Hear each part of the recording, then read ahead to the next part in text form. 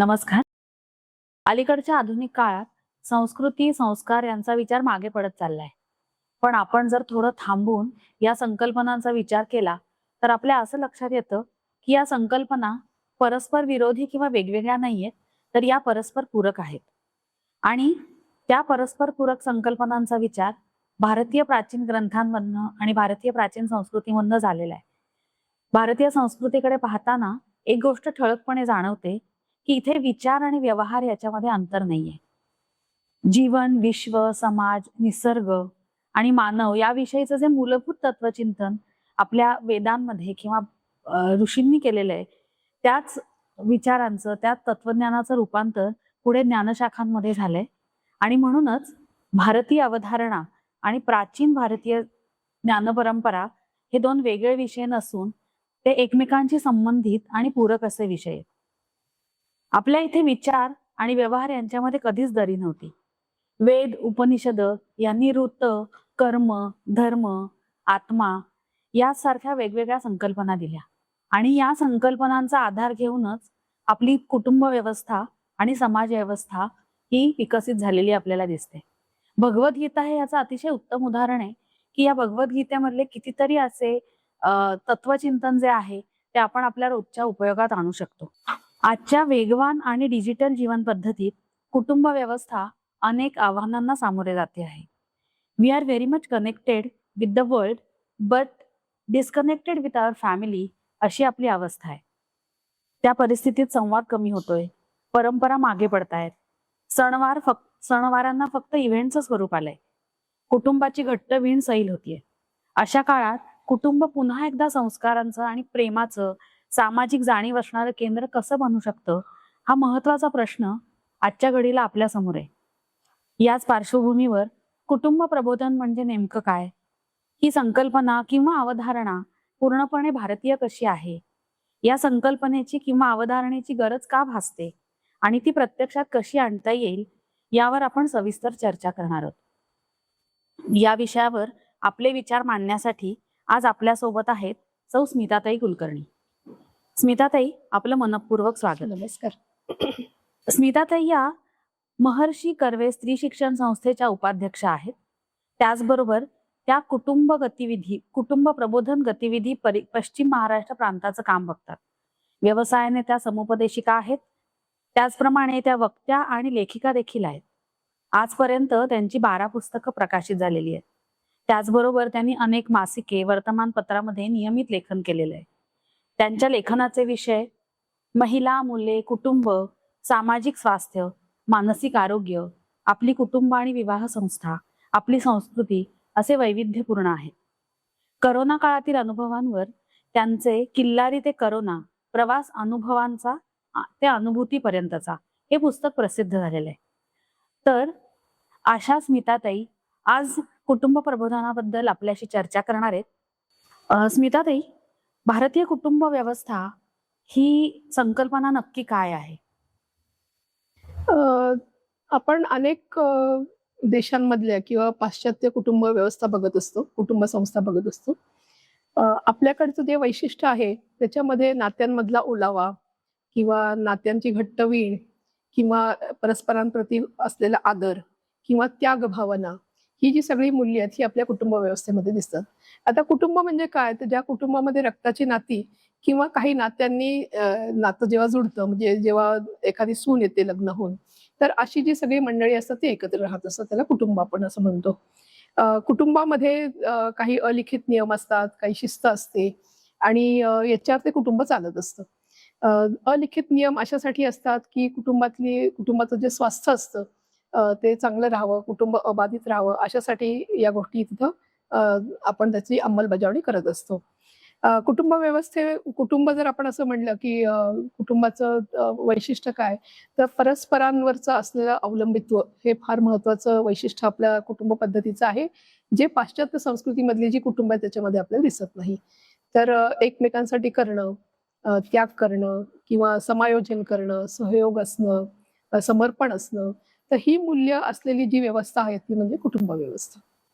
मग आता जे तुम्ही पाश्चात्य कुटुंब पद्धतीचा उल्लेख केलात, तर भारतीय कुटुंब व्यवस्था आणि पाश्चात्य कुटुंब व्यवस्था याच्यामध्ये काही फरक तुम्हाला जाणवतो का? कशा प्रकारे पाश्चात्य कुटुंब व्यवस्थेमध्ये त्यांची विचारसरणी आपल्यापेक्षा काही भिन्न आहे का? मुलांना वाढवण्याची पद्धत काही वेगळी आहे का?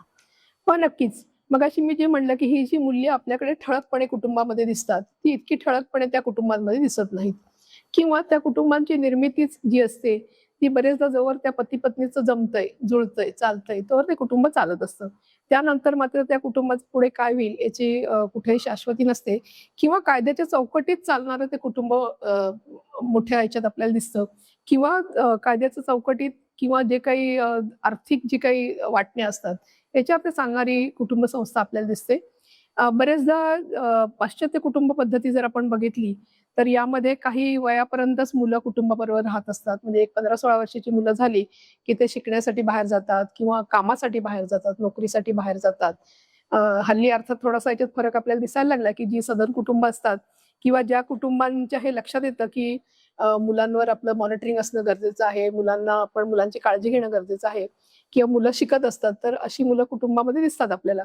पण ओव्हरऑल आपण जर कुटुंब पाहिलं, तर ही मुलं बरेचदा 15-16 वर्ष झाली की बाहेर पडतात आणि त्याचबरोबर एखाद्या कुटुंबात ज्याला लग्न होतं, म्हणजे स्पेशली मुलाचं लग्न होतं, त्याला तो मुलगा सुद्धा आपली बायको जी असते तिला घेऊन बाहेर पडतो. म्हणजे आपल्यासारखं असं नाहीये, की आमच्याच घरामध्ये एक खोली आता नवीन त्या जोडप्याला दिली आणि सगळं कुटुंब परत एकत्र आणतंय. तर आपल्याला असं दिसत नाही. त्याचबरोबर त्यागभावना जी आहे, समर्पण आहे, काही वेळेला समायोजनाचे प्रश्न त्यांच्या कुटुंबामध्ये असतात किंवा खूपदा असं होतं, की खूप मोठ्या प्रमाणात जो पॅटर्न आपल्याला पाश्चात्य संस्कृतीत दिसतो तो म्हणजे मी स्वतःचा एक गमतीशीर अनुभव मुद्दाम इथं सांगेल, उदाहरण देईल. की मी एक मागच्या काही काळात 2-1 वर्ष परदेशात होते आणि जेव्हा मी बाहेर जायची त्याला असं दिसायचं, की एक आई-वडील आणि त्यांच्यामागे 5-6 मुलं असायची.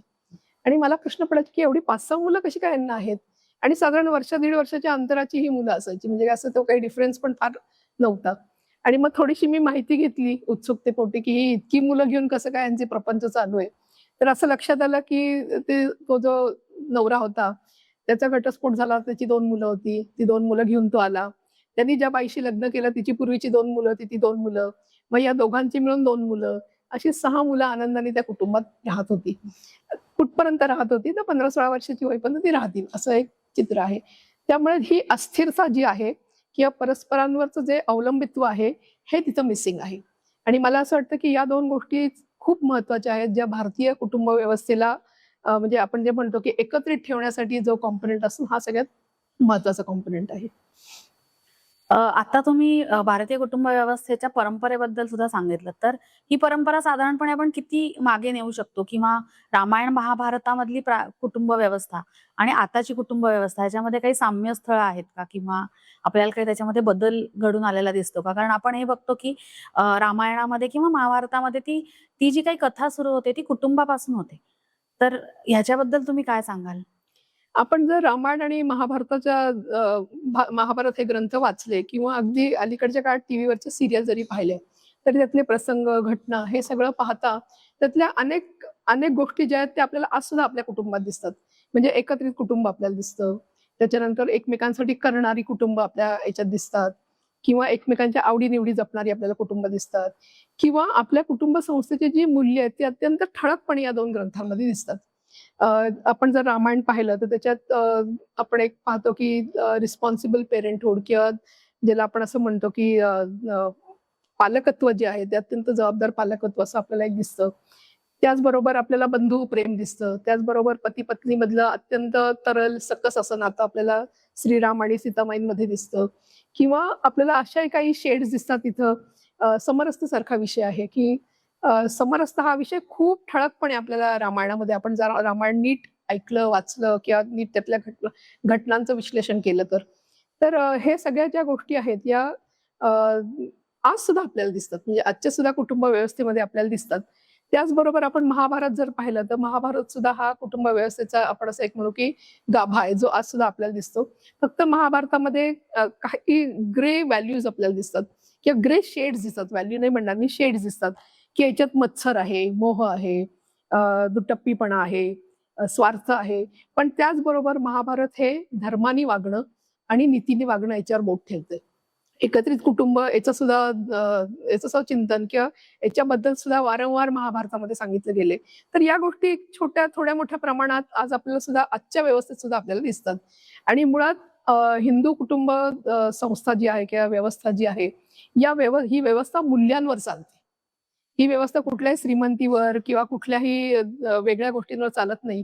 तर आपली जी मूल्य असतात, मग त्यात एकमेकांचं करणं आहे, परस्परांवर प्रति आदर असेल किंवा एकमेकांवरचं अवलंबित्व असेल, तर ही वैशिष्ट्य आहेत. ही वैशिष्ट्य आपल्याला रामायण महाभारतामध्ये पण दिसतात आणि आज सुद्धा अनेक कुटुंबांमध्ये दिसतात. म्हणजे अगदी आपल्या शेजारी पाजारी सुद्धा आपल्याला या छोट्या छोट्या गोष्टी दिसत असतात, की घरात एकमेकांचं करणं असेल. अगदी छोटी गोष्ट, आपण स्त्रिया सुद्धा घरात स्वयंपाक करताना मेजरली सगळ्यांना जी आवडेल ती भाजी करत असतो. बरोबर. म्हणजे एकमेकांच्या आवडीनिवडी आपण सांभाळत असतो आणि याच्यातनंच कुठेतरी नात्यांमधला जो ओलावा असतो तो वाढत असतो आणि याच्यातनंच कुठेतरी नात्यांमधली जी घट्ट वीण आपण म्हणतो ती तिथं आपल्याला विणलेली आपल्याला दिसत असते.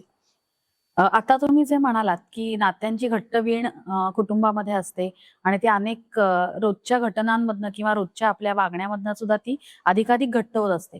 तर मग ही जी काही घट्ट वीण आहे, ह्याला आपण एक आपल्या कुटुंबाचं अदृश्य सुरक्षा कवच म्हणू शकतो का? किंवा प्रत्येक कुटुंबाला हे मूल्यांचं किंवा संस्कारांचं काही सुरक्षा कवच लाभलेलं असतं असं वाटतं का तुम्हाला? आणि त्याची आजची परिस्थिती काय आहे? अगदी म्हणजे प्रत्येक कुटुंब हे सुरक्षा कवच म्हणूनच काम करत असतं. फक्त हे कार्यान्वित ठेवणं, फंक्शनल ठेवणं हे कुटुंबातल्या सदस्यांची जबाबदारी असते. आता एक उदाहरण घ्या, की आज मी तुमच्याकडे या कार्यक्रमासाठी, या इंटरव्ह्यूसाठी आले, तर मी घरून येताना मी या संस्थेचा फोन नंबर, इथली जी व्यक्ती आहेत ज्यांनी मला बोलवलं त्यांचा फोन नंबर हा माझ्या फ्रिजवर लावून आले. आणि मी त्यांना सांगितलं, की मला खूपच उशीर झाला तर मला फोन करा, माझा नाहीच लागला फोन तर या नंबरवर फोन करा. हे कशासाठी मी केलं? तर ही सुरक्षा कवच मी माझ्या कुटुंबाला पण दिलं आणि मला सुद्धा दिलं. किंवा मी रात्री नाहीच घरी गेले, तर कोणाला कॉन्टॅक्ट करायचं? लास्ट पर्सन कोण आहे जो मला जबाबदारी ज्याच्याकडे आहे? ही संस्था आहे, या संस्थेतले कार्यकर्ते आहेत. त्यामुळे आपलं सुरक्षा कवच कुटुंबाचं जे आहे हे फार महत्वाचं आहे. आणि हे कसं आपण फंक्शनल ठेवू शकतो? तर आपण एकमेकांना वेळ देणं आणि एकमेकांशी संवाद साधणं. आता या कार्यक्रमासाठी मी येणार आहे हे मी 4 दिवस घरात सांगत होते. म्हणजे घरात सगळ्यांना कळलं. अगदी आमच्याकडे पोळ्या लाटणाऱ्या मावशी येतात त्यांना सुद्धा कळलं, की मी कुठेतरी जाणार आहे. हे इन्फॉर्मेशन देणं हे कशातनं होतं? तर संवादातनं होतं. किंवा मी कुठल्या लोकांना भेटायला जाणार आहे, कोणाला भेटायला जाणार आहे. तर हे एक सुरक्षा कवच प्रत्येक माणसाने स्वतःसाठी पण विणायचं असतं आणि कुटुंबानी पण विणायचं असतं. आता एक उदाहरण घ्या, की समजा तुमच्याकडे माझा अपमान झाला आणि मला खूप वाईट वाटलं आणि मी जर घरी गेले आणि आमच्या घरात संवाद नसेल, कोणाला बोलायला वेळ नसेल, कोणाला काही घेणं-देणं नसेल, परस्परांप्रती आदर नसेल, तर कोणी मला विचारणार नाही. मात्र माझ्या घरातली लोकं जर माझ्याकडे बघत असतील, माझी देहबोली तपासत असतील किंवा माझा एकूण रुटीन बघत असतील, की मी आले-आले अगदी आनंदाने न येता आले-आले पर्स फेकली कुठेतरी बेडरूममध्ये गेले, 2 तास आलेच नाही बेडरूमच्या बाहेर. तर हे सगळं तपासणारी व्यक्ती जर आपण आपल्या घरात असेल, मग संवादाच्या माध्यमातून असेल, देहबोली तपासण्याच्या माध्यमातून असेल, दिनक्रम तपासण्याच्या माध्यमातून असेल, तर हे सुरक्षा कवच जे आहे ते अधिक फंक्शनल होत जातं. याच्यासाठी कुटुंबियांनी एकमेकांना वेळ देणं, एकमेकांची देहबोली तपासणं, दैनंदिन स्तरावर संवाद साधणं. तर खूप लोकं असं आम्हाला सांगतात, की "ताई आम्ही 12-12 तास काम करतो, संवाद कधी साधायचा?" तर मला असं वाटतं, की घरात संवाद कसा साधायचा हे प्रत्येकाने ठरवणं गरजेचं आहे. मात्र तो साधला गेला पाहिजे. आपण मोबाईल जरी थोडासा बाजूला ठेवला तरी संवाद साधायला स्कोप मिळतो. पण आपण घरी गेल्यानंतर आधी मोबाईलवर बघत असतो. मग आपल्याला फारसं काही लक्ष आपलं कोणाकडे नसतं आणि मग झोपेची वेळ होते. मग आपण दमलेलो असतो. पण मला असं वाटतं, की आपण वेळ काढून संवाद साधणं गरजेचं आहे. आणि एखाद्या माणसाच्या आयुष्यात जर काही वेगळं घडत असेल, चांगलं वाईट काही असेल, तरी त्या माणसाच्या एक्सप्रेशन्सवरनं, देहबोलीवरनं, बदललेल्या दिनक्रमावरनं तुमच्या हे लक्षात आलं पाहिजे. आता आपल्याकडे लव्ह जिहाद सारखा प्रकार होतो. या मुली पळून गेल्यानंतर आपल्याला कळतं, की ही मुलगी पळून गेली. पण त्या मुलीचे वागणं असेल, तिचं बोलणं असेल, तिचं पेहराव असेल, तिचं खाण्यापिण्याचं असेल, झोपण्याच्या वेळा असतील, जागरणाच्या वेळा असतील, या कशा काय पालकांचे लक्ष देत नाहीत. याचं एकमेव कारण असतं, की हे सुरक्षा कवच जे कुटुंबाने तयार करायचं असतं, कुटुंबातल्याच सदस्यांनी मिळून ते तिथं झालेलं नसतं. तुम्ही त्या नात्याला वेळ दिलेला नसतो. तुम्ही त्या नात्याची देहबोली तपासायचा तुम्हाला काही इंटरेस्ट नसतो. तुम्ही संवाद साधत नसतो. संवाद हे प्रकटीकरणाचं माध्यम असतं. त्यामुळे प्रत्येक कुटुंबाने आपलं सुरक्षा कवच हे निर्माण करणं आणि ते फंक्शनल ठेवणं हे अत्यंत गरजेचं आहे. मी एक थोडंसं टोकाचं मुद्दाम उदाहरण देते, की आपल्याकडे ज्याला आत्महत्या होतात, त्याला या आत्महत्या होताना पहिल्यांदा माणूस नैराश्यात जातो. त्याच्यानंतर त्या माणसाला असं एक फिलिंग येतं, की माझ्या प्रश्नावर कोणाकडे उत्तर नाहीये. तो संवाद बंद करतो. त्यामुळे आपल्या घरात जर एखादा माणूस संवादच करत नसेल तर आपल्या लक्षात आलं पाहिजे की हा संवाद का करत नाही, 2 दिवस झाले हा बोलत नाहीये, 4 दिवस झाले हा बोलत नाहीये, अबोला धरतोय, किंवा कोणी बोलायला लागलं तर हा बाजूला जातोय. आणि त्याची पुढची पायरी ही बहुतेकदा आत्महत्या असते. आणि ज्यावेळेला त्या कुटुंबाला आपण विचारतो की काय झालं एवढं, का आत्महत्या केली, तर ते कुटुंब आपल्याला असं सांगते की नाही नाही काही नाही, सगळं व्यवस्थित होतं. सगळं व्यवस्थित नसतं. याचा अर्थ की तुम्ही त्या नात्याला वेळ दिलेला नसतो, तुम्ही त्या व्यक्तीची देहबोली तपासलेली नसते, त्या माणसाशी संवाद केलेला नसतो, किंवा तो संवाद करत नाही हे सुद्धा तुम्हाला जाणवत नसतं, याची सुद्धा तुम्हाला जाणीव नसते. आपल्याकडे हे जे सुरक्षा कवच आहे, याला मी असं म्हणतो की इनबिल्ट सपोर्ट सिस्टम म्हणतो आम्ही त्याला. म्हणजे हे कोणालाही दिसत दिसत नाही बरं का. म्हणजे मी आता तुम्हाला हे सांगितलं की मी फ्रिजवर तुमचे नंबर लिहून आले, हे तुम्हाला काही माहिती नाहीये. पण हे आमचं सुरक्षा कवच आहे, की मी जर प्रवासाला गेले आणि मी जर बुधवारी परत येणारे नाही आले, तर कोल्हापूरला यांना फोन करा की तुमच्याकडे स्मिताताई आल्या, त्या कुठे आहेत त्या? किंवा माझ्याबरोबर जे वाहन चालक आहे त्यांचा नंबर आहे, की बाबा आमची मुलगी, आमची सून आली होती, ती कुठे आहे? तर हे अशा पद्धतीने सुरक्षा कवच हे तयार करायचं असतं आणि त्याच्यासाठी संवाद लागतो आणि वेळ द्यावा लागतो. मात्र आजच्या काळात आज व्यसनाधीनतेसारखे प्रकार आहेत, लव्ह जिहादसारखा प्रकार आहे, फसवणूक आहे, डिजिटल फसवणूक आहे. म्हणजे पदोपदी तुम्हाला लोकं फसवू शकतात आणि तुमचं अगदी आयुष्याचं मातेरं त्यातनं होऊ शकतं. त्यामुळे घरात कुटुंब सुरक्षा कवच हे आपण तयार करणं गरजेचं आहे. तुम्ही किती बिझी असा, किती तुमचं करिअर असो, काही असो, तुमची मुलं-बाळं, तुमचा नवरा, तुमचे आजी-आजोबा घरातले, या सगळ्यांसाठी हे आपण करणं आवश्यक आहे.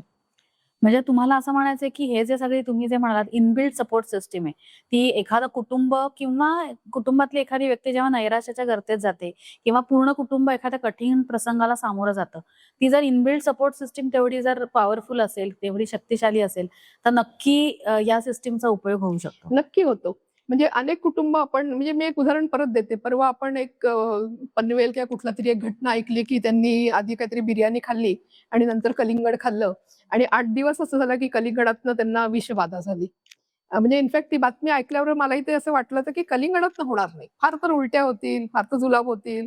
पण नंतर असं लक्षात आलं, की त्यांना खूप मोठं आर्थिक संकट होतं आणि त्या नवरा-बायकोला असं वाटलं, की याच्यातनं आम्ही कधीही पार पडणार नाही. आम्ही जरी समजा आत्महत्या केली तर मुलींचं पुढे काय होणार? तरुण मुली होत्या त्या. त्यामुळे त्या सगळ्यांनीच आत्महत्या करून तो विषय बंद केला. पण इथंच जर संवाद असता, त्यांनी बाहेरच्यांशी संवाद साधला असता, नातेवाईकांशी संवाद साधला असता. आपल्याकडे आपली जी कुटुंब व्यवस्था आहे, या कुटुंब व्यवस्थेमध्ये नाती आहेत. मावशी आहे, काका आहे, मामा आहे, चुलत मामा आहे, चुलत मामाचा चुलत मामा आहे. पण आपल्याकडे सध्या हल्ली काय झालंय, एकतर आपण मोबाईलमध्ये गुंतलेलो आहोत. आपल्याला कोणाशी संवाद साधायचा नाहीये, किंवा पूर्वी आपल्याकडे घरात जर कुटुंबात संकट असेल, तर आपण ते हळू आवाजात का होईना नातेवाईकांना सांगायचो, की "अहो यांची नोकरी गेली बरं का, 3 महिने झाले पगार नाहीये बरं का, माझे सगळे दागिने पण मोडून झाले, आता काय करायचं?" आणि नातेवाईक सुद्धा याची जाणीव ठेवून तुम्हाला मदत करायचे किंवा ते लक्ष ठेवायचे तुमच्यावर. पण हल्ली आपण फक्त चांगल्या गोष्टी सांगतो, की "नाही, नाही, मी ना 5,000 ची साडी घेतली, मी ना काश्मीरला जाऊन आले." म्हणजे एक सोशल मीडियाचाही तो परिणाम आहे, की आपल्याला फक्त चांगलं लोकांना दाखवायचं असतं. आणि आपण दुर्दैवाने आपली नाती पण कट केली आहेत, नात्यांमधला संवाद पण कट केलाय, शेजाऱ्यांशी पण आपण संवाद फार क्वचित खूप असा वॉर्म संवाद आपण करतोय. आणि याच्यातनं मग असे प्रश्न जे असतात ते खूप गंभीर होतात आणि त्याचं टोक म्हणून आपल्याला हे पनवेलचं जे उदाहरण दिसलं आपल्याला, किंवा अनेक अशी उदाहरणं आपल्याला दिसत असतात. तर त्यामुळे हा संवाद आपण ठेवणं गरजेचं आहे. आणि मुख्य म्हणजे आम्ही एक असं म्हणतो, की तुमचा इमोशनल कोशंट कसा आहे? तर इमोशनल कोशंट म्हणजे काय? तर मी माझी सुख, माझी आनंद जितक्या आनंदाने सांगते, तितक्याच प्रगल्भपणे मला माझी दुःख सुद्धा सांगता आली पाहिजे. तो माणसाचा इमोशनल कोशंट चांगला आहे असं आम्ही म्हणतो. म्हणजे उद्या समजा माझ्या यजमानांची नोकरी गेली, तर तुम्ही तिघी-चौघी जणी ज्या माझ्या मैत्रिणी आहात, किमान मला तुम्हाला सांगता आलं पाहिजे, की "अगं माझ्या मिस्टरांची नोकरी गेली, मला कुठेतरी नोकरी बघ बरं. तुमच्या संस्थेत मला काही थोडंसं काम, निदान एक 5,000-6,000 चं तरी सुरुवात करू दे, म्हणजे माझा किराणा मला तरी भरता येईल." ही सांगणारी जी व्यक्ती असते, ती व्यक्ती त्या मनाने तिचा मेंटल वेलनेस चांगला असतो. म्हणून आपल्या मुलांना सुद्धा आपण हे शिकवणं गरजेचं आहे, की तुमच्या ज्या प्रकारच्या भावना असतील, त्या स्वच्छपणे ट्रान्सपरंटली मांडायला शिका. म्हणजे प्रत्येक ठिकाणी सगळं, म्हणजे आपण Facebookवर बघतो, किंवा married for 40-20 years and we are happy. आणि त्यांना ज्यांना पर्सनली आपण ओळखतो त्यांना आपल्याला कळतं, की त्यांचं काय मॅरेज आहे आणि काय त्यांचं आहे. पण सगळं चांगलंच टाकायची जी सवय लागलेली आहे आपल्याला, ह्याच्यातनं सुद्धा खूप धोके निर्माण होतात. परत आपण एकदा थोडंसं मूलभूत संकल्पनेकडे येऊया. खूप लहानपणापासून आपण ऐकत आलेलो असतो, आपल्या ग्रंथांमधून सांगितलं गेलेलं आहे, की मातृदेवो भव, पितृदेवो भव. तर या संकल्पनेचा कुटुंब जीवनामध्ये नक्की काय आपण अर्थ लावायचा? आपण असं म्हणतो, की सगळ्यात पहिल्यांदा म्हणजे सगळ्यात मोठा गुरु कोण, तर आपली आई असते. कारण ती आपल्याला जन्म देते, आपल्यासाठी त्याग करते, आपल्यासाठी अनेक गोष्टी ती करत असते, आपल्याला मोठं करते. म्हणजे आपण कसंही असलो तरी ती आपलं सगळं करत असते. त्याचबरोबर आपले वडील जे असतात ते सुद्धा घरासाठी कष्ट करत असतात. घर नीटनेटकं चालावं, मुलांची सुरक्षा. म्हणजे आई वडील जे आहेत ते देवासमान आहेत, अशी आपली एक संकल्पना आपल्या भारतीय किंवा हिंदू कुटुंब व्यवस्थेमध्ये आहे. आपण हा जर रेफरन्स आजच्या आधुनिक काळात बघितला, म्हणजे आजच्या मुलांना जर हे सांगायची वेळ आली, तर आपल्याला त्यांना हे सांगणं गरजेचं आहे की तुम्हाला तुमच्या आई वडिलांप्रती ग्रॅटिट्यूड व्यक्त करता आली पाहिजे, म्हणजे कृतज्ञता व्यक्त करता आली पाहिजे, की मी सकाळी 6ला निघायची क्लाससाठी, माझी आई 5ला डबा तयार ठेवायची, माझ्यासाठी नाश्ता तयार ठेवायची. हे मोलाची बाई सुद्धा येऊन करणार नाही. त्याचबरोबर माझं दुखणं, खुपणं, माझं रडणं, मला जे अपमान माझे बाहेर झाले, त्या अपमानातनं मला बाहेर काढणं, हे सगळं माझ्या आईने केलं. आणि याच्या बदल्यात तिने काही मागितलं नाही. ती काय असं म्हणली नाही, "चला याची ₹500 फी द्या, याची ₹200 फी द्या." तर हे काही तिने आई-वडिलांनी केलं नाही. त्यामुळे आपण मुलं ज्याला मोठी होत असतो, त्याला आता हे देव आहेत म्हणून ते काही देवाऱ्यात ठेवायचे असं नाहीये. पण त्यांच्यातलं देवपण जे आहे किंवा त्यांच्यातलं जे माणूसपण आहे, ते सुद्धा आपल्याला सेलिब्रेट करता आलं पाहिजे. म्हणजे माझी आई ज्याला वयस्कर होईल, वृद्ध होईल, त्याला मी तिच्या पाठीशी उभं राहणं गरजेचं आहे. आता अर्थात कायद्याने सुद्धा मुलींना आता अधिकार आलेले आहेत, की आई-वडिलांना त्यांना सांभाळता येतं, आई-वडिलांसाठी त्यांना करता येतं. त्यामुळे मुलं असो नाहीतर मुली असो, त्यांनी आई-वडिलांचं जेव्हा आई-वडील एका अवस्थेत येतात, जेव्हा ते त्यांचं करू शकत नाहीत, त्यांना मदत लागते, त्यांना संवाद हवा असतो, हे आपण करणं गरजेचं आहे. पुष्कळसे आई-वडील असे असतात, की त्यांना बाकी काही तुमच्याकडनं नको असतो, पण किमान सकाळी एकदा फोन करा, संध्याकाळी एकदा फोन करा, विचारा बाबा मी आहे की नाही. तर मला वाटतं, की या गोष्टी तरी प्रॅक्टिकली मुलांनी आज पाळणं गरजेचं आहे. तरच त्या कुटुंब व्यवस्थेमध्ये मजा आहे, की हे आमचे आई-वडील आहेत, दर रविवारी आम्ही भेटायला जातो. आता आपल्याकडे एक फॅशन आहे, की आई-वडील वेगळ्या घरात राहतात, मुलं वेगळ्या घरात राहतात किंवा मी अशी सुद्धा म्हणजे परदेशात असताना मी असं सुद्धा पाहिलं, की खूप भारतीय मुला-मुलींचे आई-वडील अथश्रीसारख्या प्रोजेक्ट्समध्ये राहतात, की जिथं त्यांची सगळी काळजी घेतली जाते, सगळं केलं जातं. पण तिथं काही मुलं-मुली नसतात तुमचे, स्वतःची मुलं-मुली नसतात. त्यामुळे आपण आई-वडिलांना निदान संवादातनं, त्यांना वेळ देऊन, त्यांच्यासाठी करून, हे करणं सुद्धा फार गरजेचं आहे. आणि मला असं वाटतं, की याचा संदर्भ आधुनिक काळात आपण असं घेणं गरजेचं आहे. आपण कितीही करिअरमध्ये बिझी असलो, कितीही आपल्या मागे व्याप असले, तरी आपण आउटसोर्सिंग तर करू शकतो. आता समजा माझ्या आईला डिमेन्शियासारखा आजार झाला आणि तिला काही आठवत नाही, जेवलेलं आठवत नाही, काही आठवत नाही, काही आठवत नाही. अशी जर स्थिती असेल, तर निदान मी एक मोलाची बाई ठेवू शकते, मावशी ठेवू शकते, एखादी कॉलेजची मुलगी त्यांना सांभाळायला ठेवू शकते. तर ही व्यवस्था जी आहे, हे मातृ-पितृ देवो म्हणून हे आपण करणं आज गरजेचं आहे. आता हे जेव्हा आपण कुटुंब व्यवस्थेचा किंवा प्रत्येक कुटुंबाचा आपण विचार करतो, तर त्यावेळेला प्रत्येक कुटुंबाचे काही कुलाचार असतात, प्रथा परंपरा असतात किंवा आपण हिंदू घरांमधनं अनेक सण साजरे करतो. हं. तर हे जेव्हा आपण सण साजरे करतो, वेगवेगळ्या परंपरा आपण फॉलो करतो असं म्हणूयात. तर ह्या सगळ्याचा मुलांच्या मनावर काही सकारात्मक परिणाम होतो का? कशाप्रकारे होतो? किंवा या सगळ्या कृतींमधनं आपण मुलांना काय जास्तीत जास्त देऊ शकतो?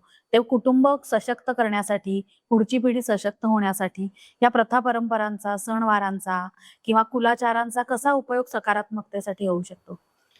मुळातच आपल्या हिंदू संस्कृतीमध्ये जे सणवार आहेत, ते ऋतूनुसार येतात.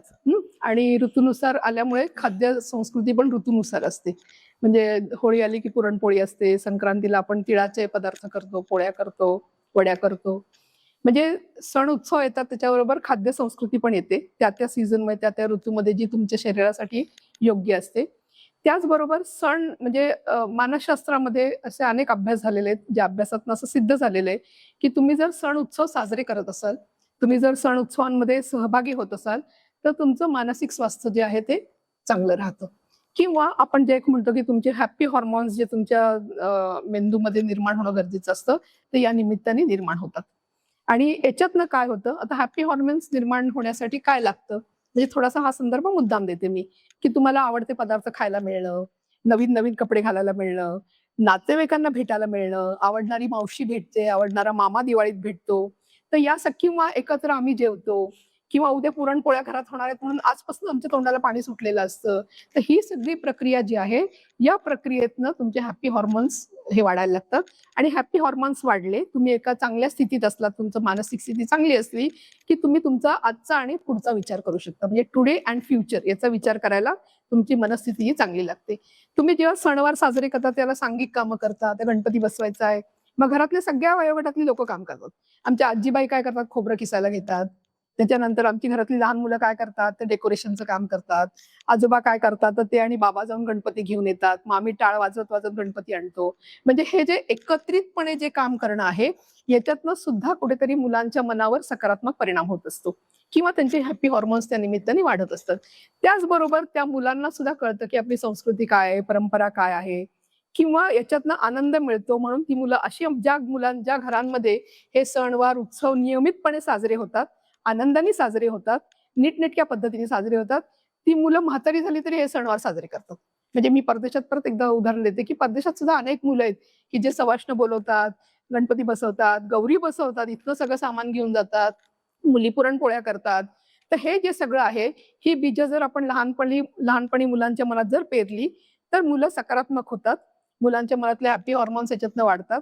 मुलांना सांघिक कामाची एक सवय लागते आणि सगळ्यात महत्वाची गोष्ट म्हणजे फॅमिली म्हणून, कुटुंब म्हणून तुम्ही एकत्र असता.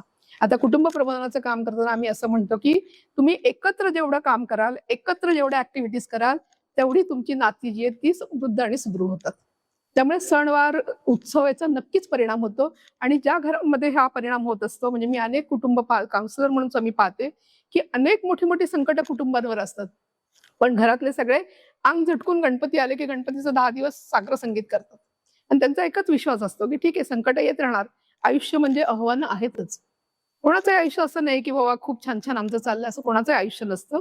सगळ्यांच्या आयुष्यात संकट असतात, आव्हानं असतात. ते लोक 10 दिवस ते साजरं करतात, त्यातली ऊर्जा घेतात आणि परत एकदा त्यांच्या आव्हानांकडे परत एकदा ते कंबर कसून उभे राहतात. तर हे जेव्हा आपण सण उत्सव साजरे करतो तेव्हा बऱ्याच वेळेला असं होतं की ते फक्त सण उत्सव किंवा गणपती सारखे जे आपण साजरे करतो उत्सव, ते फक्त आपल्या कुटुंबापुरते मर्यादित राहत नाही. तर ते आपण काय म्हणूयात एक्सटेंडेड फॅमिली किंवा विस्तारित कुटुंबापर्यंत ते पोहोचलेलं असतं की 4 लोक आपल्या घरी येतात, आपण काही लोकांच्या घरी जाऊन प्रसाद ग्रहण करतो. तर हे सगळं जे आहे, शेजारी पाजारी असतील, आप्तेष्ट असतील, हे आपलं विस्तारित कुटुंब आपण म्हणू शकतो. तर कुटुंब व्यवस्था सशक्त करताना ह्याचा फायदा किंवा व्यापक काय याचा विचार करता येऊ शकतो, की ही जी काही विस्तारित कुटुंब आहेत किंवा जी की एक्सटेंडेड फॅमिली आहे, त्याचा व्यापक फायदा किंवा त्याचा कुटुंब व्यवस्था सशक्त करण्यासाठी कसा उपयोग होऊ शकतो? मी याचं थोडंसं उत्तर अलीकडेच्या याच्यात दिलेलं आहे, पण मी परत एकदा थोडं अजून स्पष्ट करते की मी जेव्हा लहान होते त्याला माझे वडील आम्हाला सगळ्याच भावंडांना ते सांगायचे की हे बघ स्मिता, तुझं जसं एक छोटंसं कुटुंब आहे ना, तसं एक खूप मोठं कुटुंब तुझं बाहेर आहे, ते म्हणजे समाज. हं? त्या समाजामध्ये माझे शेजारी पाजारी आले, नातेवाईक आले, काही वेळेला अनोळखी लोक पण आले आणि त्यांनी हे सांगण्याचं कारण त्यांचं असं होतं की जसं तू कुटुंबासाठी काहीतरी करतेस, तसं या मोठ्या तुझं समाज म्हणून जे कुटुंब याच्यासाठी सुद्धा करणं गरजेचं आहे. आपल्याकडे आज गल्लोगल्ली सीसीटीव्हीज लावतात. हं? कशासाठी लावतात?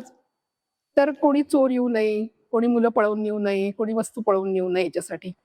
पण आपल्याकडे पूर्वी ज्याला एकत्र कुटुंब पद्धती होती किंवा ज्याला एक समाज म्हणून आपण ज्याला एकत्र होतो, त्याला आपल्या कुटुंबातल्या वयोवृद्ध मंडळी जी असतील किंवा कुटुंबातली मातृशक्ती जी असेल, तिचं चौफेर लक्ष असायचं.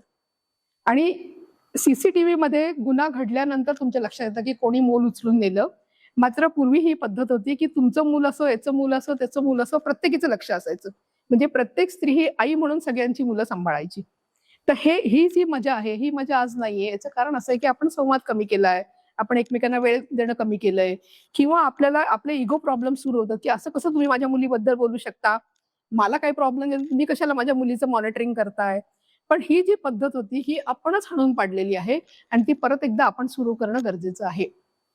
हे जे विस्तारित कुटुंब आहेत, ही कुटुंब आपलं सुरक्षा कवच म्हणून सुद्धा काम करतात. जसं मगाशी मी म्हणलं की इंटरनल सपोर्ट सिस्टम, तसंच हे एक्सटर्नल सपोर्ट सिस्टम असतं. समजा मी गाडीवर येता येता आमच्या बिल्डिंगच्या गेटच्या तिथं पडले चक्कर येऊन. तुमचे जर संबंध असतील, तुम्ही जर शेजारधर्म पाळत असाल, तुम्ही जर सगळ्यांशी एक कुटुंब म्हणून वागत असाल, तर पटकन कोणीतरी येऊन तुम्हाला सांगेल की अहो ते स्मिताताई पडल्या बरं का, काय चक्कर आली आहे त्यांना, आम्ही त्यांना दवाखान्यात नेलंय. म्हणजे तुम्ही तिथं जाईपर्यंत मला दवाखान्यात सुद्धा नेलेलं असतं. पण आज आपण हे सगळी नाती इतकी तोडून टाकलेली आहेत की आपल्याला कुटुंबात एकमेकांशी बोलायला वेळ नाही आणि कुटुंबाबाहेर तर नाहीच नाही.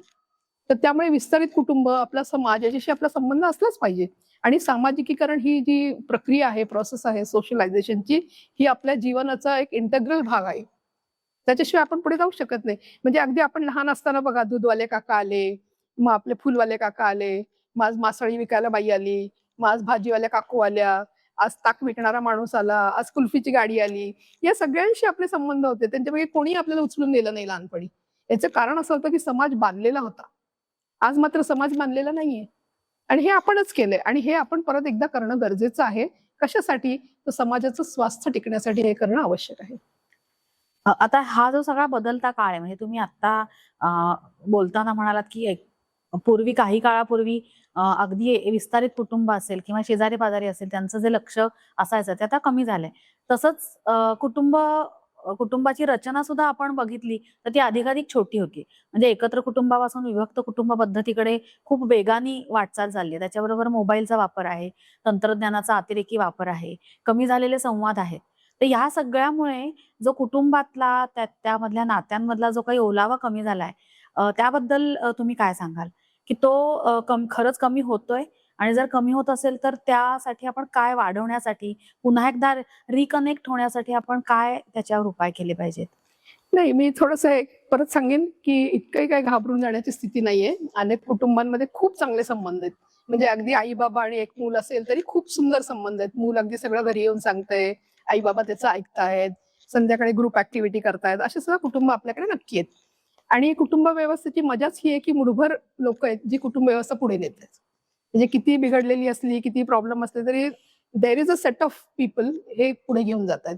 पण एक नक्की आहे, की आपण ज्याला असं म्हणतो, की या सगळ्या ह्याच्यातनं ही जी नात्यांची वीण जी असते, मगाशी मी जे म्हणलं, की ही एकमेकांच्या करण्यात नाही. म्हणजे भारतीय संस्कृतीची भारतीय पद्धतीमधल्या कुटुंब व्यवस्थेची मजाच ही आहे, की जितकं तुम्ही एकमेकांचं कराल, तितकं तुम्ही जवळ येता. तितकं तुमच्यातले संबंध चांगले होतात, तितके तुमच्या नात्यामध्ये ओलावा तयार होतो. म्हणजे मी नेहमी असं आम्ही जेव्हा मॅरिटल काउन्सिलिंग करतो, त्याला मी नेहमी असं म्हणते, की तुम्ही एक वेळ I love you, I love you कमी म्हणलात तरी चालेल, पण बायकोचा डबा भरून द्या. बायकोची चप्पल तुटली असेल तर शिवून आणा किंवा बायकोला बाजारात जायला वेळ नसेल तर तुम्ही सामान भरा. तुम्ही काहीतरी तिला मदत करा. हे करण्यातनं तुमच्यातलं प्रेम फुलेल. म्हणजे हा खरा भारतीय संस्कृतीमधला रोमॅन्स आहे नवरा बायकोतला. पण आपल्याकडे दुर्दैवाने असं होत नाही. म्हणजे अगदी वाढदिवस सुद्धा आपण जर पाहिले, तर अगदी जवळच्या माणसाचा वाढदिवसाला हॅपी बर्थडे म्हणून आपण सोडून देतो. याच्यावरनं WhatsAppवरनं. पण आपण असं आपल्याला असं वाटत नाही, की अरे 1 मिनिटभर फोन करून बोलावं बरं का, की आज काय स्पेशल वगैरे. बरं मोजके प्रश्न असतात. आज काय स्पेशल? आज कुठे जेवायला जाणार आहात? काय घेतलं? हे 3च प्रश्न वाढदिवसाचे असतात. पण ते सुद्धा विचारायला आपली तयारी नसते. याच्यातनं काय होतं, हा दुरावा जो निर्माण होतो किंवा मोबाईलच्या म्हणजे मेसेजेसच्या माध्यमातून बोलताना तुमचा संवाद हा त्रोटक होतो, कोरडा होतो आणि भावनाहीन होतो. आणि हे आपण सगळ्यांनी जपणं फार गरजेचं आहे, की हा होता कामा नये. तुम्हाला जर माणूस जपायचा आहे, तुम्हाला जर नातं जपायचं आहे, तर तुम्हाला त्याला वेळ दिला पाहिजे. तुम्हाला त्याच्याशी प्रत्यक्ष बोललं पाहिजे. म्हणजे आपण जे म्हणतो आय कॉन्टॅक्टनी आपण बोललं पाहिजे. आपण जेव्हा एकमेकांशी बोलतो, त्याला बोलताना आपण देहबोली तपासत असतो. बोलताना आपण डोळ्यातले भाव तपासत असतो. बोलताना त्या माणसाचं शरीर कसं रिॲक्ट करतंय ते आपण बघत असतो. आणि याच्यातनं त्या माणसाने जरी 2 गोष्टी नाही सांगितल्या तरी आपल्याला कळतं, की आज घरी काहीतरी जाम भांडणं झालीत बरं का यांची सासू-सुनांची. आणि मग आपण हळूच थोडा वेगळा विषय करून असं म्हणतो, की "ठीक आहे, आज डब्यात डबा नाही आणलास ना, चल आपण हॉटेलला जायचं छान. छान हॉटेल सुरू झालेलं आहे." म्हणजे आपण काय केलं, तर आपण एकमेकांना जपलं. त्यामुळे आपल्याला जर कुटुंबामध्ये, कुटुंबाबाहेर, नात्यामध्ये हे सगळं जर जपायचं असेल, तर आपल्याला वेळ दिला पाहिजे आणि आपण संवाद साधला पाहिजे. आपण एकमेकांचं केलं पाहिजे. आता हे कुटुंब जेव्हा आपण विचार करतो, की छोट्या कुटुंब असेल किंवा मोठ्या कुटुंबाचा जरी आपण विचार केला, तर त्याच्यामधली वीण कशी घट्ट होईल? कुठल्या-कुठल्या पद्धतीने आपण पुन्हा एकदा एकत्र कुटुंब म्हणून आपण पुढे येऊ शकू, हे तर आपण बघतोच आहोत. पण त्याच्याबरोबरीने जर सामाजिक परिप्रेक्ष्यातनं जर आपण बघितलं, तर ही जी कुटुंब व्यवस्था आहे ती समाजामधली गुन्हेगारी कमी करण्यासाठी, व्यसनाधीनता कमी करण्यासाठी कशाप्रकारे मदत करू शकते? तर हा फार चांगला प्रश्न आहे आणि खूपदा अशा याच्यात सापडलेले मुलींची बोलताना म्हणजे कुटुंब हे जरा अलिप्त असतं. म्हणजे त्यांचं म्हणणं असतं, की नाही, नाही आमचे संस्कार चांगले आहेत, आम्ही चांगलं शिकवलंय, हा बाहेरून शिकून आलाय. तर असं होत नाही ते. आपल्या कुटुंबामध्ये व्यसनाधीनता असेल किंवा अ, अ, कुठे मुलीला फूस लावून पळवून नेलंय किंवा कुठे काय वेगळे प्रकार घडलेले आहेत, तिच्यावर अत्याचार झालेले आहेत. हे सगळं मगाशी मी जे बोलताना म्हणलं, की आपण आपल्या मुलांशी सकारात्मक बोललं पाहिजे आणि प्रतिबंधात्मक बोललं पाहिजे. म्हणजे आपलं मूल ज्या वयाचं असेल त्या वयात आपण बोलणं गरजेचं आहे. आपल्या मुलांकडे भरमसाठ माहिती असते. म्हणजे आपल्यापेक्षा चौपट माहिती मुलांकडे आहे. कारण ते ऑल द टाईम ऑनलाईन असतात आणि त्यांना माहिती असतं माहिती कशी शोधायची, पण त्या माहितीचं विश्लेषण करण्याची ताकद त्यांच्यात नसते, कारण त्यांच्याकडे अनुभव नसतो. आणि त्यामुळे ही मुलं फसत असतात. त्यामुळे पालकांचं हे कर्तव्य आहे, की माझं मूल जर 3-4 वर्षाचं असेल तर त्याला गुड टच, बॅड टच हे मी शिकवणं गरजेचं आहे. प्रतिबंधात्मक आहे हे. किंवा माझी मुलगी जेव्हा वयात येत असते त्याला तिला मैत्री कशी करायची, ऑनलाईन चॅटिंग करू नको किंवा फोटो पाठवू नको एकमेकांना. हे आपण मुलांना जेवताना, गप्पा मारताना, बागेत फिरताना, व्यायाम करताना, म्हणून मगाशी मी जे म्हणलं, की आपण मुलांना वेळ देणं, मुलांशी संवाद साधणं हे फार गरजेचं आहे. संवाद हे प्रकटीकरणाचं साधन असतं. तुमची मुलगी जर कुठे अशा ठिकाणी मुलगा किंवा मुलगा अडकण्याची शक्यता असेल, तर ते हळू होतं, एकदम अडकत नाही. म्हणजे तो हळूहळू तशा प्रकारच्या लोकांना भेटायला लागतो, तशा प्रकारच्या लोकांमध्ये वेळ घालवायला लागतो. तर हे आपल्याला संवादातनं कळलं पाहिजे. मुलांची बदलती भाषा असते, त्या भाषेतनं आपल्याला कळलं पाहिजे. मुलंच नाही, म्हणजे घरात सगळ्याच वयोगटात आज व्यसनाधीनता हा विषय आहे. तर त्यामुळे या दृष्टीने आपण हे लक्ष ठेवणं अत्यंत गरजेचं आहे. त्याचबरोबर समजा असं काही घडलंच, तर आपल्याला आपल्या मुलांना आपल्या पदराखाली घेता आलं पाहिजे. त्यांना आपल्याला ताकद दिली पाहिजे याच्यातनं बाहेर येण्यासाठी. कारण आपलं मूल आहे ते. आपण ते मूल काही टाकून देत नाही, की नाही असं झालं म्हणजे मी टाकून दिलं तुला आजपासनं. तर मुळात होऊ नये म्हणून प्रतिबंधात्मक संवाद मुलांशी करणं आणि झालंच तर योग्य दिशेने त्या मुलाला न्याय मिळवून देणं किंवा त्या मुलाला त्याच्यातनं बाहेर काढणं हे गरजेचं आहे. मी एक मुद्दाम व्यसनधीनतेचं उदाहरण देते तुम्हाला, की मी एका डी ॲडिक्शन सेंटर आहे आपल्याकडे. त्यांच्याबरोबर मी अनेक वर्ष काम करते. म्हणजे हल्ली थोडं कमी झालंय, पण अनेक वर्ष काम करते मी. तर त्या सेंटरमध्ये एक मुलगी आली होती आणि त्यांनी मला फोन केला, की "ताई तुम्ही या." ती मुलगी जी होती ती फर्ग्युसनमधनं 12वी झाली, म्हणजे हुशार मुलगी होती. त्याच्यानंतर तिला एम-बी-बी-एसला सरकारी कॉलेजमध्ये ॲडमिशन मिळाली, म्हणजे मेरिटमधली मुलगी होती ती. आणि एम-बी-बी-एसचा वर्ग सुरू झाल्यानंतर 6 महिन्यांनी ती व्यसनाधीन आहे म्हणून तिला ड्रग ॲडिक्शन सेंटरमध्ये आणलं होतं. म्हणजे विचार करा. मग मी त्या मुलीच्या आई-वडिलांशी जेव्हा त्यांना भेटले, त्यांना म्हटलं, "हे कसं काय झालं? कसं काय ही मुलगी दारूचं हिला व्यसन एवढं लागलं, की तिला आपल्याला सेंटरमध्ये आणायला लागलं? बरं एम-बी-बी-एसला सरकारी कॉलेजमधली मुलगी म्हणजे अख्खं करिअर तिचं संपलं ते सगळ्या ह्याच्यामध्ये." आणि मग त्यांनी असं सांगितलं, की ही जेव्हा 12वी झाली तेव्हा खूप आनंदात हिचे बाबा होते आणि आम्ही मग कुठल्यातरी ते फर्ग्युसन कॉलेजच्या एका हॉटेलमध्ये गेलो त्या रोडवरच्या आणि पहिला पहिला ग्लास ऑफ वाईन बाबांनी तिला दिलं. मला सांगा हे असे उद्योग करायचं काही कारण आहे का? अशा अशा गोष्टी इंट्रोड्यूस करण्याचं काही कारण आहे का? अनेक कुटुंबांमध्ये व्यसनांना हे कुठेतरी प्रतिष्ठा मिळते. अनेक कुटुंबामध्ये व्यसन ही उत्सुकता म्हणून केली जातात. अनेक कुटुंबामध्ये हा माझा ग्लास आहे तुला माझ्याकडनं असं काहीतरी फॅन्सी कल्पना घेऊन अशा गोष्टी घडतात. तर मला असं वाटतं, की आपल्या कुटुंबामध्ये पालकांनी एक गोष्ट लक्षात ठेवली पाहिजे, की नाही कशाला म्हणायचं याच्यावर पहिल्या फुल्या मारा, की हे चालणार नाही. हे करायचं नाही. हे आपल्या आयुष्याचा भाग नाहीये. म्हणजे या मुलीला इतकं छान शिकवलं, हुशार मुलगी होती, बुद्धिमान मुलगी होती आणि तिचं कोणी केलं हे सगळं वाटोळं? तर चक्क आई-वडिलांनी केलं. आणि त्याच्यानंतर खूप त्या मुलीवर काम करावं लागलं. त्याच्यातनं ती बाहेर येऊ शकली नाही. शिक्षण तिचं सगळं त्यातनं संपलं. तर त्यामुळे मला असं वाटतं, की आपल्या कुटुंबामध्ये व्यसनाधीनता असेल किंवा इतर काही विषय असेल, त्या विषयांवर कशावर फुली मारायची आणि काय चालतील याच्याबद्दल आपण बोललं पाहिजे. आपण कुठेही ते आपण जे म्हणतो ना, की अदृश्य रेषा वगैरे असं काही नाही. ते आपण करणं गरजेचं आहे. आता एक तुम्हाला थोडासा गमतीचा भाग सांगते मी. मी थोडा फार गंभीर विषय होता म्हणून. मी मगाशी म्हणलं तुम्हाला, की मी 2 वर्ष परदेशात होते. आणि खूप इंडियन पेरेंट्स तिथं येतात. साधारण मे ते ऑक्टोबर हा सीझन असतो, की तिथं उन्हाळा असतो आणि तो सूट होतो आपल्याला. आणि मग खूप ज्या बायकांनी कधीही दारू पिलेली नाही, दारूचे त्यांना काही ब्रँड माहिती नाही, दारू कपात पितात का ग्लासात पितात माहिती नाही, त्या तिथं बिअर प्यायच्या. आणि मग असं एका ग्रुपमध्ये आम्ही बसलो होतो आणि मग त्या म्हणे, "घ्या ना तुम्ही पण, घ्या ना तुम्ही पण. कुठे भारतात आपल्याला चान्स मिळतो." तर मी त्यांना म्हटलं, "नाही, नाही भारतात प्यायची तर भारतात पण पिऊ आम्ही. काही प्रॉब्लेम नाही आम्हाला. पण आम्हाला प्यायचीच नाहीये." आणि हा जो भाग आहे, की आपण हो म्हणणं आणि नाही म्हणणं. मग भारतात मिळत नाही म्हणून, मग इथं यजमान नाहीयेत म्हणून, इथं सासूबाई नाहीयेत म्हणून, हे नाहीये. व्यसनं ही व्यसनं असतात आणि ती वाईटच असतात. हे आपण आपल्या मुलांना शिकवणं फार गरजेचं आहे. तर मला वाटतं याच्यातनं होऊ शकतं, की प्रतिबंधात्मक संवाद मुलांशी करणं आणि मुलांना त्याबद्दल अ, माहिती देणं योग्य पद्धतीने. तर हे आपण करणं गरजेचं आहे. म्हणजे बदलत्या काळामध्ये जे काही अतिरेकी स्वातंत्र्य किंवा स्वातंत्र्याचा खूप वेगळ्या अंगाने विचार केला जातो. त्याच्यामुळे पण मला असं वाटतं, की हे होतं, हो. मुलांमध्ये हे प्रमाण वाढत चाललंय. आता ह्याच्यावरच आपण घरामध्ये 2 पिढ्यांमधलं अंतर या स्वातंत्र्याच्या एकंदरीत विचारावरूनच बघतो, की नातवंडांमध्ये किंवा त्यांच्या आई-वडिलांमध्ये असणारं स्वातंत्र्याचा विचार आणि आजी-आजोबांमध्ये असणारा स्वातंत्र्याचा विचार, त्यांना असणारे अनुभव या दोन काय म्हणूयात आपण परस्पर विरोधी काही वेळेला होतात. तर ह्या दोन गोष्टींचा विचार करता म्हणजे जुन्या पिढीचा अनुभव आणि नवीन पिढीचा स्वातंत्र्याचा विचार, ह्या दोन गोष्टींचा जर आपण विचार केला तर आता भारतीय कुटुंब व्यवस्था कुठल्या वळणावर नक्की उभी आहे, की ह्या सगळ्याचा मेळ आपल्याला घालता येणं शक्य आहे का, किंवा तो कशा पद्धतीने आपण घालू शकतो? आपल्याला जनरेशन गॅप ही काही या पिढीतली नाहीये. म्हणजे आपण जेव्हा सुद्धा घरात लहान वयाने तरुण होतो तेव्हा जनरेशन गॅप होती. म्हणजे आई वडील आपल्याला म्हणायचे, नाही तुझं काही पटत नाही आम्हाला, आम्ही काय सांगते ते ऐक. तर जनरेशन गॅप ही राहणारच आहे, कारण 20-25 वर्षाचा कालावधी मध्ये जात असतो.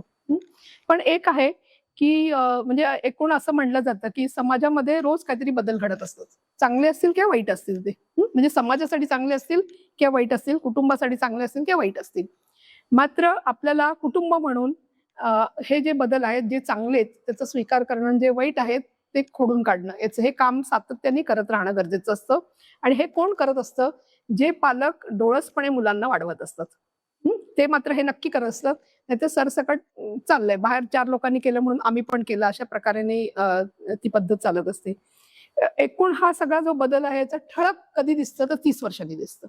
म्हणजे दर 5 वर्षांनी छोटे छोटे बदल दिसतात आणि 30 वर्षांनी ड्रास्टिक बदल दिसतात. मग तुम्ही म्हणता, अरे आमच्याला असं नव्हतं, अरे आमच्याला तसं नव्हतं. आणि हे असं सरप्राइझिंग सगळ्यांना वाटायला लागतं. पण हे बदल रोज छोटे छोटे छोटे छोटे घडत असतात. आता एक तुम्हाला साधं उदाहरण देते की माझं 35 वर्षापूर्वी लग्न झालं. आमचं लग्न 1.5 दिवसाचं झालं. संध्याकाळी कार्यालयात गेलो, दुसऱ्या दिवशी 4 वाजता वराड, सासरी गेलं. आता मात्र लग्न 5-5, 6-6 दिवस चालतं. म्हणजे माझ्या मुलीचं ज्याला लग्न झालं त्याला ती फॅशन जस्ट येत होती, की मग मेहंदीचा कार्यक्रम, डान्सचा कार्यक्रम, काय कॉकटेल ड्रिंक्सचा कार्यक्रम, हे त्याला खूप फॅशन मध्ये होतं की असं 5-6 दिवस लग्न आणि 5-6 दिवस वेगळे वेगळे कपडे घालायचे. आणि तिचं लग्न होऊन आता 10 वर्ष झाली. 10 वर्षानंतर आज हे ठळक दिसतंय बघा. म्हणजे मी जे लॉजिक मांडलं की 30 वर्षांनी ठळक दिसतं ते, आज माझ्या लग्नाला 35-36 वर्ष झाली आहेत, आज ठळक दिसायला लागले ते. म्हणजे किती फरक पडला.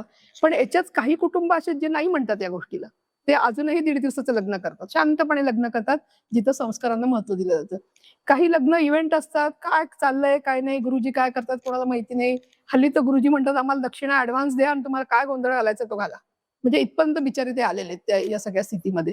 तर ही जी गोष्ट आहे, हे जे बदल आहेत, हे आपल्या लक्षात येणं फार गरजेचं आहे.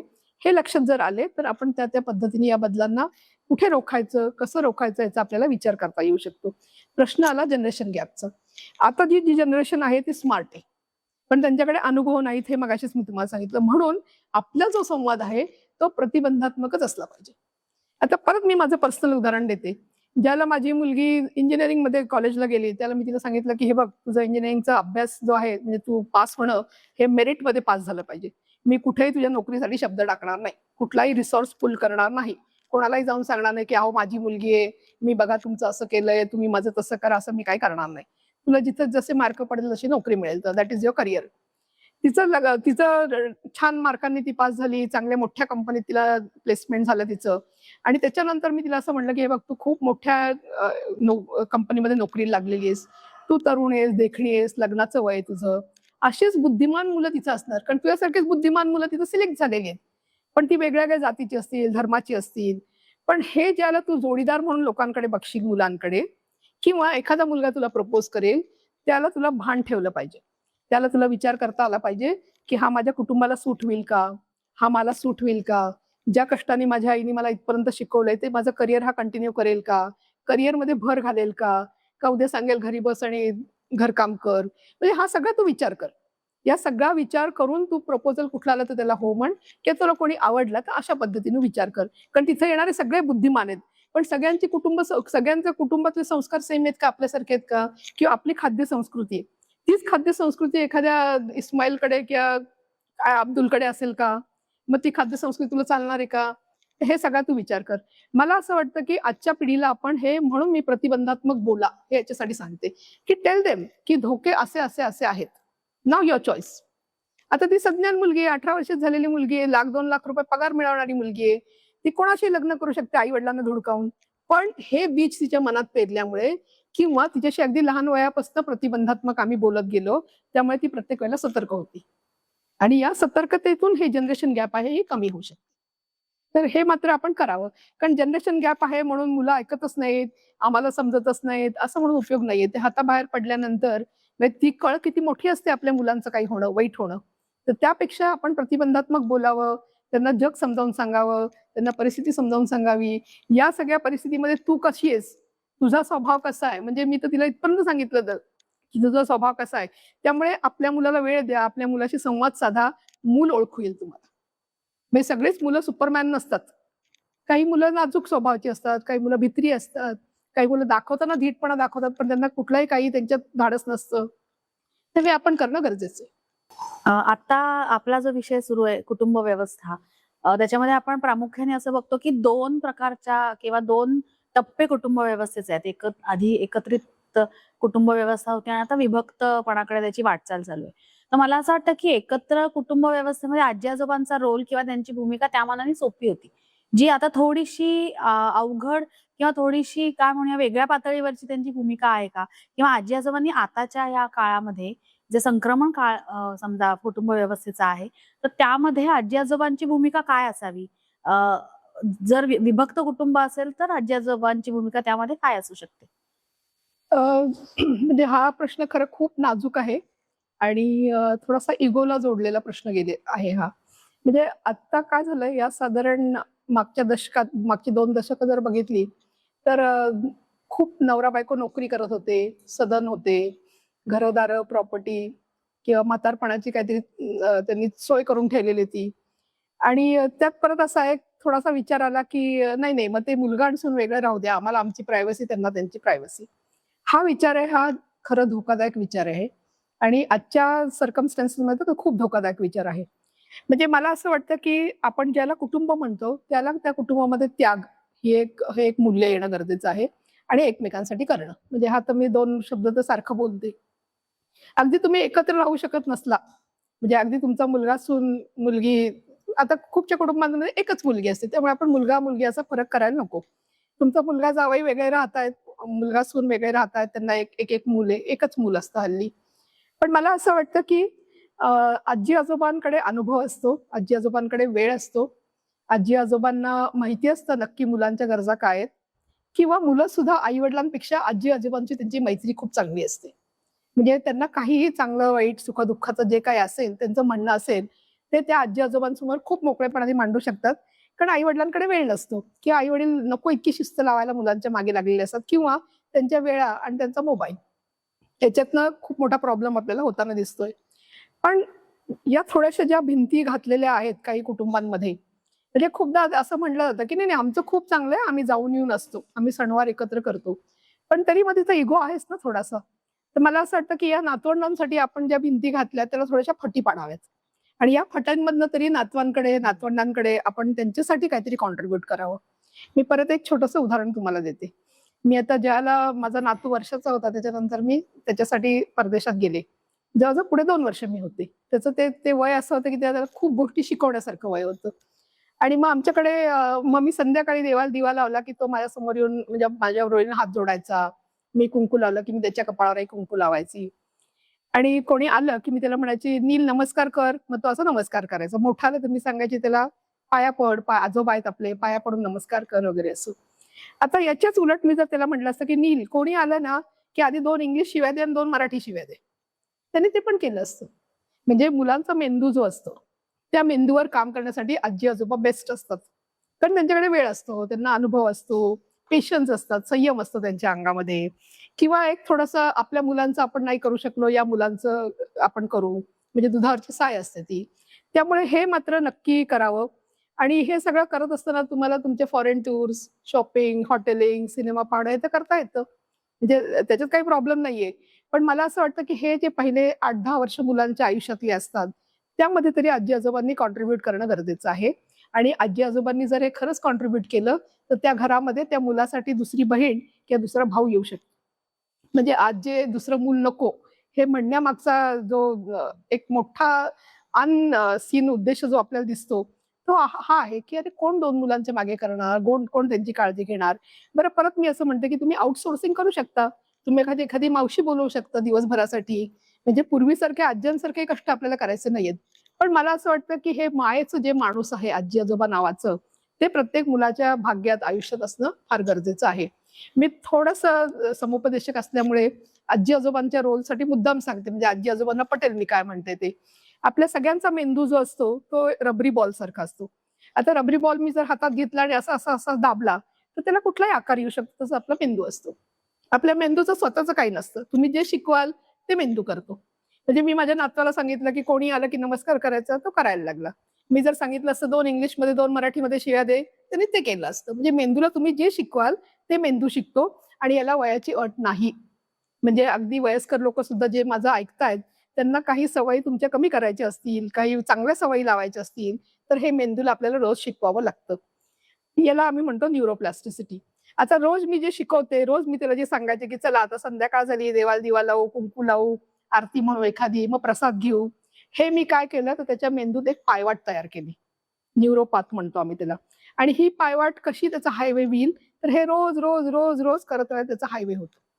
म्हणजे ते मूल आयुष्यात त्या आरत्या विसरणार नाही. आयुष्यात तो विसरणार नाही की देवाला नमस्कार करायचा असतो. आयुष्यात तो विसरणार नाही की देवाला आरती झाली की प्रसाद असतो. तर या ज्या गोष्टी आहेत, ह्या गोष्टी करण्यासाठी आजी आजोबा बेस्ट असतात. त्यामुळे ज्या आजी आजोबांनी भिंती घातल्या आहेत, त्यांनी त्यात फटी पाडा आणि आपल्या नातवंडांपर्यंत नक्की पोहोचव. आतापर्यंत आपण हेच बघितलं की कुटुंब व्यवस्थेचे वेगवेगळे पैलू काय आहेत आणि मुळात आपण सुरुवातच इथून केली होती की कुटुंब व्यवस्था ही भारतीय परंपरेचा एक अविभाज्य भाग कसा आहे किंवा एक मूळची भारतीय संकल्पना कशी आहे. तर ही जी भारतीय संकल्पना कालानुरूप बदलतीये, काही संक्रमणातनं जातीये, तर पुढच्या 25 वर्षामध्ये या कुटुंब व्यवस्थेमध्ये काही बदल झालेले असतील असं तुम्हाला वाटतं किंवा ती काही वेगळ्या टप्प्यावर, वेगळ्या वळणावरती पोहोचलेली असेल असं काही तुम्हाला वाटतं का?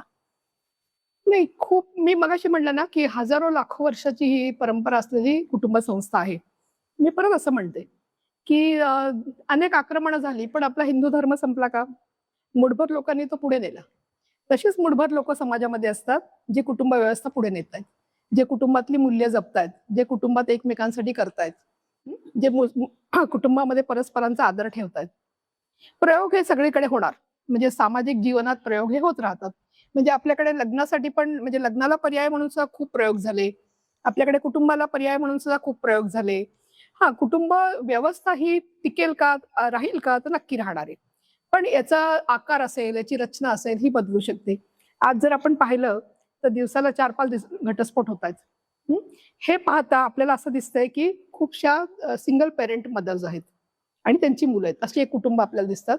किंवा आता असा ट्रेंड पण आलाय की सिंगल फादर दिसतात. म्हणजे खूपशे वडील जे असतात ते मुलं घेऊन त्यांचं कुटुंब चालवतात. आई वेगळी होते. अशी सुद्धा कुटुंब या दशकात दिसायला लागलेले आहेत. याच्या मागच्या दशकामध्ये, याच्या मागच्या 2-3 दशकांमध्ये मेजरली सिंगल मदर दिसायच्या. त्याच्यानंतर खूप स्त्रिया अशा आहेत ज्या शिकतात, करिअर करतात. 40-45 ला आल्या त्यांना असं वाटतं की आता मातृत्व आपल्याला त्याची मजा घेणं गरजेचं आहे. आपण आई होणं गरजेचं आहे. आपल्याला आधार असणं गरजेचं आहे. मग खूप बायका अशा आहेत की ज्या अडॉप्ट करतात मुलं. तशा फॅमिलीज एक वेगळ्या आहेत. प्लस आपल्याकडे या एकत्रित कुटुंब सुद्धा राहणारच आहेत. म्हणजे ते काही व्हॅनिश होतील असं अजिबात नाहीये. मी स्वतः कुटुंब प्रबोधनाचं काम करताना अनेक खेड्यापाड्या अर्थात ते खेड्यापाड्यात जास्त दिसतं. अनेक खेड्यापाड्यामध्ये 3-4 पिढ्या एकत्र राहताना पाहिलंय. 4-5 भाऊ एकत्र राहताना पाहिलंय आणि तिथं कुठेही त्या भांडणं करत नाहीत. जावा अतिशय व्यवस्थित जबाबदारीने कामं वाटून घेऊन त्या कामं करतायत. तर हे चित्र राहील. म्हणजे इतकंही काही निराशाजनक की अगदी भीतीदायक असं काही नाहीये. पण कुटुंबाचं जे मूल्य आहे, हे आपण लोकांना विसरू द्यायचं नाहीये आणि म्हणूनच कुटुंब प्रबोधन काम करतं. आता संस्कार जे आहेत, ते अनेक वर्ष हे काम करतच आहे ना कुटुंब संस्कार देण्याचं किंवा आपण जे म्हणतो की मूल्य शिकवण्याचं काम आहे. अनेक वर्ष ते काम करतच आहे. तर त्यामुळे या ज्या गोष्टी आहेत, या सिंगल पॅरेंटमध्ये पण या घडणार आहेत. एकल महिला ज्या राहतात मुलं घेऊन त्यांच्यामध्ये पण घडणार आहे. न्यूक्लिअर फॅमिलीमध्ये पण हे घडणार आहे. जॉइंट फॅमिलीमध्ये पण हे घडणार आहे. त्यामुळे आपण कुटुंबांना हे समजावणं गरजेचं आहे, की तुमचं जे काम आहे, ते काम म्हणजे संस्कार देणं, मूल्य जपणं, दैनंदिन जीवन व्यवहारातला संवाद असेल, एकमेकांना वेळ देणं, हे तुम्ही किंवा आपल्या संस्कृती परंपरा, रूढी परंपरा ज्या आहेत, धर्म आहे आपला, याचं जतन संरक्षण करणं, संवर्धन करणं, हे कुटुंबाचं काम. त्यामुळे कुटुंब व्यवस्था कशी का असेना, आकार त्याचा रचना कशी का असेना, त्याचं जे काम आहे ते काम बिघडता कामा नये. याच्यावर आपण सगळ्यांनी लक्ष देणं गरजेचं आहे. आता हा जो आपण सगळा कुटुंब व्यवस्थेचा विचार करतोय, त्यावेळेला ह्याच्यामध्ये आपण एक त्याला सामाजिक समरसतेची जोड कशी देऊ शकतो किंवा कुटुंबाद्वारे आपण सामाजिक समरसता मुलांपर्यंत कशी पोहोचवू शकतो, की जेणेकरून पुढच्या पिढीमध्ये अ, ही सामाजिक समरसता अधिक आपल्याला प्रभावी झालेली बघायला मिळेल? आपल्याकडे मगाशी मी जे म्हणलं ना, की मला अगदी लहानपणी माझ्या वडिलांनी म्हणजे आम्हाला सगळ्यांना सांगितलं होतं भावंडांना, की जसं हे तुमचं कुटुंब आहे, असं एक बाहेर तुमचं मोठं कुटुंब आहे. आणि त्या कुटुंबाचंही तुम्ही देणं लागतं. म्हणजे ते कुटुंबाचं तुम्हाला काहीतरी कॉन्ट्रिब्यूट करायला लागतं. आता हा एक भाग आहे. दुसरा भाग असा आहे, की आपलं लहान मूल जेव्हा बालवाडीत जातं आणि ते बालवाडीत गेल्यानंतर ते एकत्र डबा खातं, शेअरिंग करतं किंवा ते घरी येऊन सांगतो, की "आई अर्जुनला भाजी खूप आवडली, उद्या भाजी जास्त दे बरं का." तर हा अर्जुन त्याच्याच जातीचा असेल असं पण नसतं. तर अशी जी मैत्री मुलांमध्ये होत असते, ही मैत्री एन्करेज करणं गरजेचं असतं. म्हणजे आईनी लगेच विचारलं, की "नाही, नाही, मग त्याचं आडनाव काय रे? आपलं आडनाव तर कुलकर्णी आहे." असं विचारू नये. म्हणजे असं डिस्करेज करू नये. आणि याच्यातनं जेव्हा ती मैत्री त्या मुलांमध्ये होते, त्याला त्या मैत्रीमध्ये जात, आर्थिक स्तर, रंग, भाषा याचा कुठेही संबंध नसतो. 2 human beings are coming together आणि 2 ह्युमन बीइंग्ज फ्रेंड्स होते. ही ही पद्धत जी आहे, ही आपल्याकडे खरंच पूर्वी फार छान होती, की कॉर्पोरेशनच्या शाळेतली मुलं, ग्रामपंचायतीच्या शाळेतली मुलं, अगदी कॉन्व्हेंटातली मुलं सुद्धा ही खूप चांगली मैत्री मुलांमध्ये असायची आणि ती एन्करेज केली जायची. आणि ती मुलं अगदी 3 वर्षाची मुलं 30 वर्षाची होईपर्यंत मित्र असायची किंवा पुढे 60 वर्षाची असेपर्यंत मित्र असायची. तुम्ही जेव्हा मित्र म्हणून एकमेकांना स्वीकार करता, त्याला या सगळ्या गोष्टी खूप विरळ होतात. खूप अदृश्य होतात. ती मुलं एकमेकांच्या लग्नात जातात, एकमेकांच्या सुख-दुःखात जातात, एकमेकांच्या घरी जेवतात. तर अशा पद्धतीने हे समरसता ही होऊ शकते. दुसरं आम्ही असं म्हणतो, की खूपदा लोकं खूप बोलतात बरं का, की "नाही, नाही आमच्याकडे असं नाही, आमच्याकडे तसं नाही, आमच्याकडे सगळं समान आहे, सगळं आहे, सगळं आहे." पण कृती करायची वेळ येते त्याला ती आपल्याला कृतीमध्ये दिसते. म्हणजेच तुमच्या विचारांवर जर काम झालं, तर कृती ही तशी दिसते. तुमच्या विचारांवर काम नाही झालं, तर कृती दिसत नाही. त्यामुळे आपल्याला काही लोकं दांभिक दिसतात बघा, की बोलताना खूप बोलतात आणि त्यांच्या घरी जर आपण गेलं, की ते चेक करतात, की "मग आडनाव काय स्मिताताई तुमचं? मग माहेरचं आडनाव काय तुमचं?" असं चेक करून मग ते सगळा विचार करतात, की स्मिता यांना कसं ट्रीट करायचं. तर हे नसावं म्हणून विचारांवर काम करा. स्वतःच्या विचारांवर काम करा, मुलांच्या विचारांवर काम करा आणि ही समरसता जी आहे ही आपल्या घरामध्ये मुलांच्या मनामध्ये पेरायला सुरुवात करा. दुसरं म्हणजे आपल्याला जे सेवा देणारी जी मंडळी असतात, मग आपले लॉन्ड्रीवाले काका असतील, रिक्षेवाले काका असतील, भाजीवाल्या मावशी असतील, पोळ्या लाटायला येणाऱ्या बाई असतील, तर यांच्याशी सुद्धा यांच्या घरी जाणं, त्यांना आपल्याला आपल्या घरी बोलवणं किंवा खूपदा असं असतं, की त्यांच्या घरी समजा काही दुर्घटना झाली, मग 4 दिवस सुट्टी हवी, की आपण लगेच म्हणतो, "हो, हो, तू अगदी 4 नाही 8 दिवस घे, पण बिनपगारी घे." आणि मग आपण लोकांना सांगतो, की "नाही हो, गरीब आहे ती, तिला बिनपगारी सुट्टी दिली मी." तर ही समरसता नाहीये, हे मोठेपण नाहीये. आपण वेळ पडली तर तिला सांगावं, की "1-2 तास मी बसेन बरं का दवाखान्यात. काही काळजी करू नकोस." म्हणजे पैशाची मदत तर मी करीनच तुला. पण वाटलं तर डबा 2 दिवस मी तुला देईन किंवा वाटलं तुझ्या मुलांचा डबा 2 दिवस मी देईन. तर मला असं वाटतं, की अशी समरसता आपल्यामध्ये निर्माण होऊ शकेल आणि ती आपण जाणीवपूर्वक काही वेळेला मेंदूवर काम करून, काही वेळेला विचारांवर काम करून ती आपण निर्माण करता येऊ शकेल. आपल्या संघाचे जे वर्ग चालतात, त्या वर्गांना आपण मुलांना अवश्य पाठवावं. कारण संघाच्या वर्गात कोणी असं म्हणत नाही, कुलकर्णी, बापट, लेले, कांबळे सगळे एकत्र असतात. आणि मला असं वाटतं दॅट इज द ब्युटी. तिथं समरसता मुलं शिकू शकतात. त्यामुळे अशा वर्गांमध्ये आपण आपल्या मुलांना नक्की पाठवावं. भारतीय परंपरेचा जेव्हा आपण विचार करतो, त्यावेळेला ही परंपरा व्यक्तीपासून समष्टी आणि पुढे सृष्टीपर्यंतचा त्याचा विचार आहे. तर हेच आपण जर कुटुंबाला लागू करायचं म्हटलं, तर आपल्या छोट्या कुटुंबापासून ते जी भारतीय संकल्पना किंवा भारतीय अवधारणा आहे, की वसुधैव कुटुंबकम, जी वैश्विक पातळीवरती काम करणारी किंवा वैश्विक एक समायोजन करणारी ही संकल्पना आहे. तर ह्या दोन्हीचा संबंध तुम्ही कसा लावाल, की आपलं एक कुटुंब आणि तिथपासून ते वसुधैव कुटुंबकम ही संकल्पना रुजण्यासाठी अ, काय आपण करू शकतो किंवा ह्या दोन्ही मधला संबंध तुम्ही कसा सांगाल? मुळात वसुदैव कुटुंबकम ही जी संकल्पना आहे, ही सांस्कृतिक संकल्पनेवर आधारित असलेली आहे आणि आपण ज्याला म्हणतो, की हे विश्वच माझं घर असं आपण एक म्हणतो. सगळ्यात पहिली याच्यातली पायरी काय तर हे कुटुंब माझं घर आहे. या कुटुंबाबाहेर जो समाज आहे ते माझं घर आहे. त्याच्या बाहेर जे गाव आहे, जिल्हा आहे, तालुका आहे, राज्य आहे, देश आहे, हे माझं घर आहे आणि मग जगाच्या पाठीवरचं सगळी कुटुंब ही माझीच कुटुंब आहे. म्हणजे हे सगळं एक कुटुंब आहे. हे एक कुटुंब आहे असं म्हणायला लगेच धाडसाने असं म्हणता येईल का? तर लगेच बहुतेक नाही. हे कठीण आहे पण अवघड नाहीये. म्हणजे या सगळ्यांमधलं जे सूत्र आहे ते एक होणं किंवा याच्यात जे माणूस पण आहे ते त्याचा विचार करणं आपण, किंवा जी मूल्य आहेत आपली कुटुंब म्हणून जी मूल्य आहेत ही सगळीकडे एका पद्धतीने त्याचा स्वीकार झालेला आहे का, तर याचा सुद्धा आपल्याला विचार करणं इथं आवश्यक आहे. तरच हे वसुदैव कुटुंबकम असं आपल्याला म्हणता येऊ शकेल. पण याचा प्रयत्न भारत देशाने नक्की करावा, कारण आपल्याकडची जी कुटुंब संस्था आहे ती अत्यंत सक्षम, सशक्त, क्रियाशील, ऍक्टिव्ह अशी संस्था आपल्याकडे आहे. आणि आपण सगळे मानणारे आहोत. म्हणजे हा त्यातला सगळ्यात महत्त्वाचा भाग आहे, की आपला जो समाज, भारतीय समाज जो आहे तो कुटुंब व्यवस्थेला मानणारा समाज आहे. हा आपला प्लस पॉइंट आहे या सगळ्या याच्यामधला. याच्यात एक आहे मात्र, की एक उदाहरण म्हणून आपल्याला म्हणता येईल, की आपले जर 20G आपल्याकडे ज्याला झालं, त्याला आपण विश्वाच्या कल्याणासाठी म्हणून अनेक देश एकत्र आलो आपण. म्हणजे ही कुठेतरी संकल्पना आपण पेरायला सुरुवात केलेली आहे. It takes time. म्हणजे चांगली गोष्ट मुरायला नक्कीच वेळ लागतो. पण मला असं वाटतं, की ही सुरुवात कुठून व्हावी, हे प्रयत्न कुठून व्हावेत, तर माझ्या कुटुंबातनं. म्हणजे तुमच्या कुटुंबातनं नाही. मी माझ्या कुटुंबातनं ती सुरुवात करीन आणि तशा पद्धतीने पुढे कसं जाता येईल याचा मी विचार करीन. तर हे स्वप्न नक्की पूर्ण होऊ शकतं. म्हणजे हे नक्की सत्यात येऊ शकतं. स्मिताताई, खूप छान आपली चर्चा झाली. आज तुम्ही इथे धन्यवाद. आलात आणि कुटुंब प्रबोधनाचे खूप वेगवेगळे पैलू आमच्या समोर उलगडलेत. त्याबद्दल तुमचे मनपूर्वक धन्यवाद. आता आपण जी चर्चा केली त्याच्यावरून आपल्याला नक्कीच हे लक्षात येतं की कुटुंब व्यवस्था ही भारतीय परंपरेचा एक अविभाज्य भाग आहे आणि अगदी छोट्या कुटुंबापासून ते वसुदैव कुटुंबकम या संकल्पनेपर्यंत आपल्याला जाण्यासाठी खूप मोठा प्रवास आजही आपल्याला करणं गरजेचं आहे. इतक्या वर्षाच्या कालावधीमध्ये अनेक आक्रमणानंतरही आपली कुटुंब व्यवस्था टिकून आहे. ती भलेही संक्रमणातनं जात असेल, पण तरी सुद्धा आजही आपल्याला असं दिसतं किंवा पाश्चात्य कुटुंब व्यवस्थेचा विचार करताना आपल्याला असं दिसतं की आपली कुटुंब व्यवस्था अजूनही सशक्त आहे. स्मिताताईंनी सांगितलं त्याप्रमाणे ती ऍक्टिव्ह आणि क्रियाशील आहे आणि हेच पुढे आपल्याला भविष्यामध्ये देण्यासाठी आपल्या सर्वांची जबाबदारी ही आहे की हे सगळी जी मूल्य आहेत, भारतीय परंपरेची मूल्य, कुटुंब व्यवस्थेची मूल्य ही आपण आपल्या पुढच्या पिढीपर्यंत नक्की पोचवावीत. धन्यवाद.